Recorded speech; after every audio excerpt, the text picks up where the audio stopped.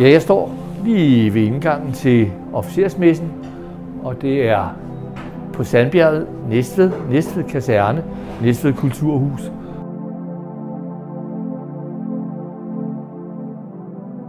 Efter 10 år har Næstved Kaserner og Kulturhusområdet fået sig en café, og da vi skulle give den et navn, så sad vi og spekulerede lidt over, hvad vi skulle kalde den, og så fandt vi ud af, at det er noget med mad og café. Vi kalder det officersmessen. Så gik vi lidt i de gamle aner, og så viser det sig, at der engang har været en messe i området her i 1800-tallet, 1900-tallet.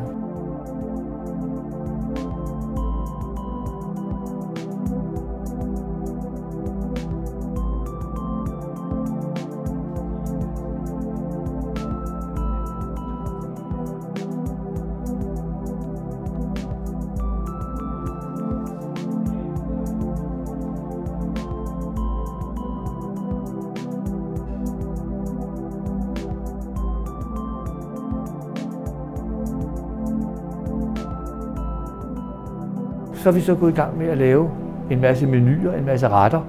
Vi gør det, at vi tager udgangspunkt i det, man ikke kan måske finde lige omkring hjørnet i Næstved.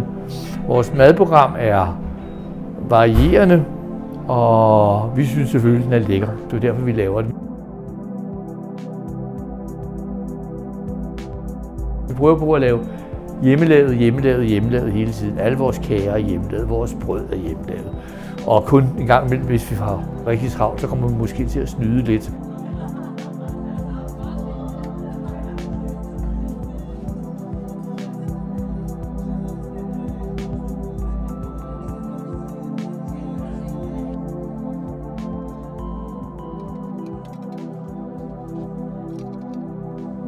Vi kører også et fadølsprogram, og der prøver vi på at sige, at fadølen, vi skal have noget specialøl.